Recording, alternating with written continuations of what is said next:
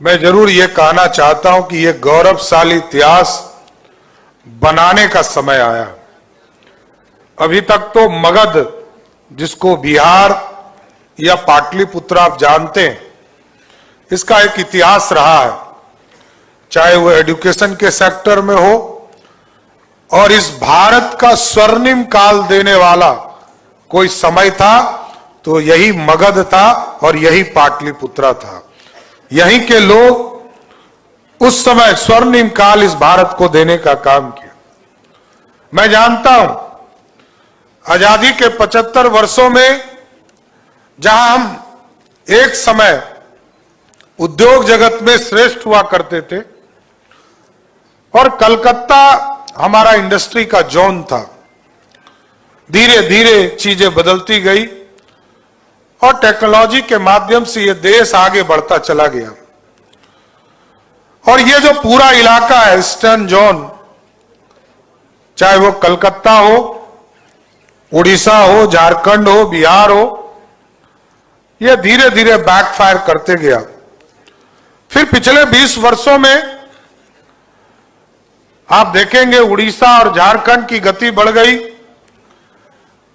Waste Bengal और बिहार उसी स्थिति में पड़ा हुआ है। लेकिन अब हम तैयार हैं और इसलिए हमने तैयार होने की बात कहा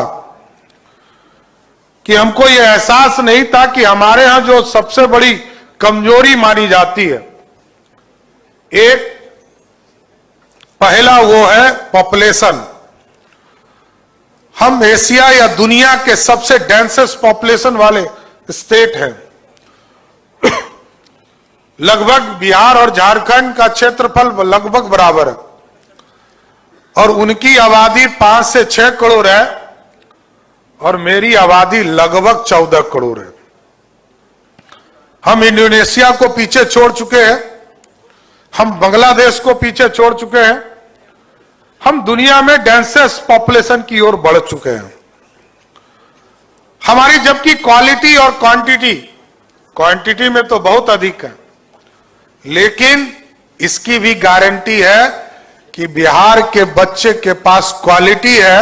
इस देश में जब भी यूपीएससी का परीक्षा, इस देश में सबसे बड़ा परीक्षा यूपीएससी का होता है और यूपीएससी के परीक्षा में सबसे अधिक कहीं का बच्चा पास करता है तो वो बिहार का बच्चा पास करता है। तो आप समझिए क्वालिटी भी है। तो इस क्वालिटी का प्रयोग करना है।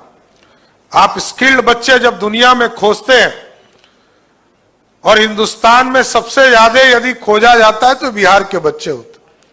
आज देखिए गुड़गांव बढ़ गया, बेंगलोर आगे बढ़ गए, बॉम्बे की प्रगति बहुत तेजी से हो रही है।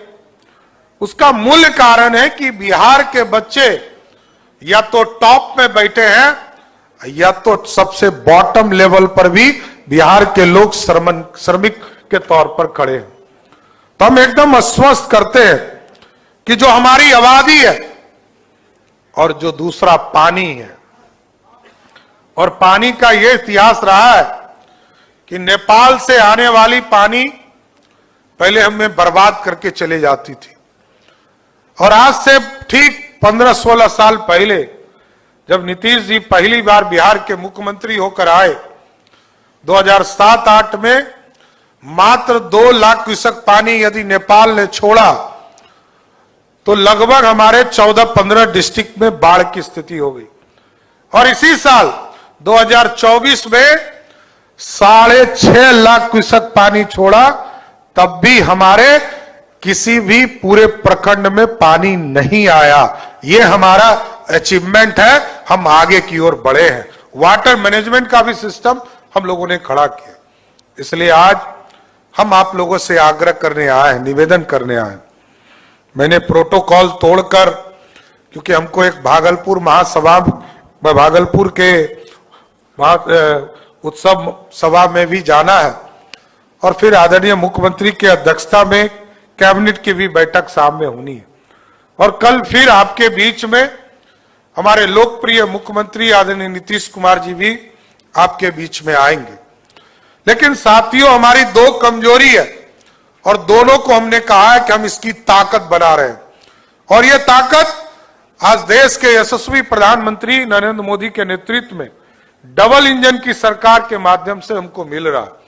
हम इरिगेशन जैसे प्रोजेक्ट में भी हम ब्राज बनाने, पहले तो हम सोचते थे कि नेपाल के माध्यम से हम पानी को रोकने का प्रयास करेंगे, लेकिन नेपाल क्योंकि वो नहीं चाहता कि हमारे यहां बाढ़ आ जाए, वो सीधा पानी छोड़ना चाहता है, तो हम धीरे धीरे चीजों को एस्टेब्लिश कर रहे हैं। और आपको जानकर आश्चर्य होगा कि अभी लगभग 5 बड़े हाई डैम हम पूरे बिहार में बनाने जा रहे हैं, और देश के यशस्वी प्रधानमंत्री जी का विशेष तौर पर फ्लड मैनेजमेंट सिस्टम के माध्यम से हम लोगों को इसका पूरा सिस्टम बनाने का काम किया जा रहा। लेकिन आज क्योंकि ग्लोबल समिट है और ग्लोबल समिट के माध्यम से हम मल्टीपर्पज चीजों को आगे लेकर जाना चाहते हैं। हम लोगों ने शुरुआत किया है, इथेनॉल के सेक्टर में हमारा भारी इन्वेस्टमेंट हुआ है, और जो भारत सरकार ने टारगेट दिया उसमें भी लगभग 60% से अधिक हम लोगों ने इथेनॉल बनाना शुरू कर दिया। मक्का हमारे यहां सबसे अधिक होता है, किसी डिस्ट्रिक्ट में सबसे अधिक यदि मक्का की खेती का प्रोडक्शन होता है तो वो बिहार में से है। मोतिहारी है, खगड़िया है, समस्तीपुर है, ये सब जिले में होते हैं। लेकिन हमें फूड प्रोसेसिंग यूनिट में विशेष तौर पर सहयोग भी चाहिए आप लोगों से। और कल मैं मौसम विभाग के साथ मैंने बिहार की चर्चा किया। मौसम विभाग भी बिहार में कई रडार लगाकर जो किसान है इनके उत्पादन कैसे बढ़े उसकी चिंता करने का काम किया। मौसम और टेक्नोलॉजी दोनों को हम लगातार प्रयोग करें, और हम बता सकते हैं किस पंचायत में आज बारिश होने वाली है और किस पंचायत में धूप रहने वाला है, क्या टेम्परेचर रहेगा। ये सारे चीजों को भी हम स्थापित करने का काम कर रहे हैं। और लगातार क्योंकि गवर्नमेंट ऑफ इंडिया का लगातार दरवाजा खुला, इस बार बिहार लगातार एक्सप्रेसवे हो, चाहे वो पावर प्लांट का सेक्टर हो, चाहे वो एयरपोर्ट्स हो। अभी तक लोग कहते थे कनेक्टिविटी में बिहार पीछे रहा है। अभी हमें 4 एक्सप्रेसवे गवर्नमेंट ऑफ इंडिया से अभी हम लोगों को मिला है, चाहे वो सिलीगुड़ी से गोरखपुर हो, हल्दिया से रक्सौल हो, पटना से पूर्णिया हो, बक्सर से गंगा के बेसिन पर हम भागलपुर ले जाने का काम करेंगे।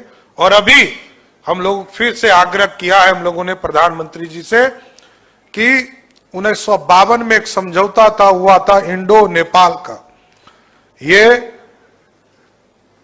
बद्री ने आपको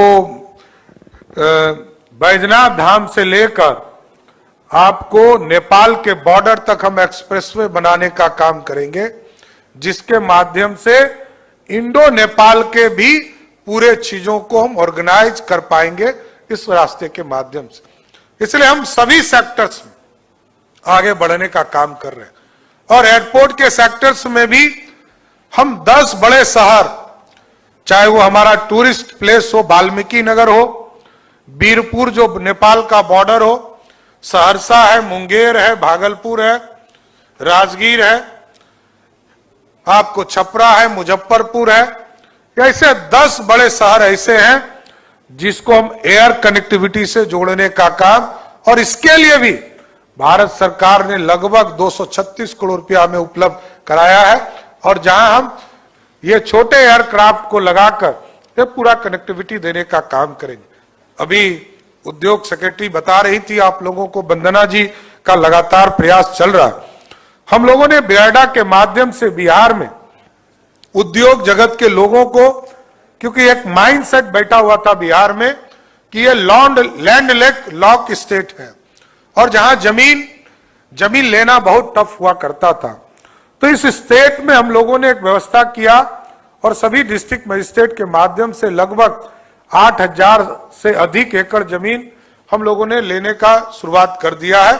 और हम लोगों ने आज भी टारगेट किया है कि अगले 1 साल में और 10,000 एकड़ जमीन लेकर बिहार में उद्योग जगत के लोगों को देने का काम करेंगे, जिससे कि उद्योग में लगाने वाले को किसी भी स्तर पर कोई रुकावट नहीं हो सके। अर्बन सेक्टर में आप समझिए कि जिस बिहार के पास कंकड़ बाग जैसा शहर हुआ करता था, जिसको आज से 30 साल पहले एशिया का सबसे बड़ा कॉलोनी माना जाता था, लेकिन हम पीछे छूटे। हम लोगों ने भी तय किया कि अब इसको उद्योग के माध्यम से, उद्योग दर्जा देकर, यह पूरी तरह इंडस्ट्री है, और इस इंडस्ट्री के माध्यम से हम लोगों ने अभी 9 प्रमंडलों में एक बड़े बड़े टाउनशिप बनाने का निर्णय लिया है। और साथ ही साथ उद्योग विभाग को हम लोगों ने निर्देशित किया है कि सोनपुर में एक बड़ा एयरपोर्ट भी, इंटरनेशनल एयरपोर्ट बनाएंगे, और वहां पे एक पूरा इंडस्ट्रियल कॉरिडोर भी एक लार्ज स्केल पर बनाने का काम, अर्बन सेक्टर का भी जो टाउनशिप है उसको भी बनाने का काम किया जाए।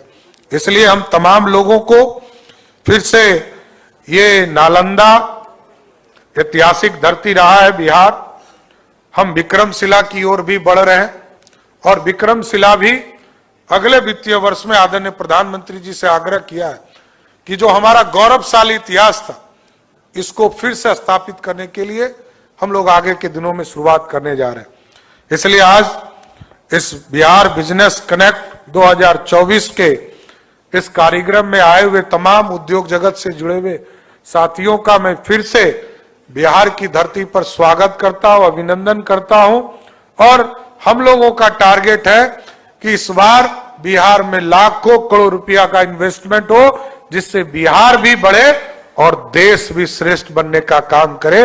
इसमें आप सभी लोग का सहयोग मिले। बहुत बहुत धन्यवाद।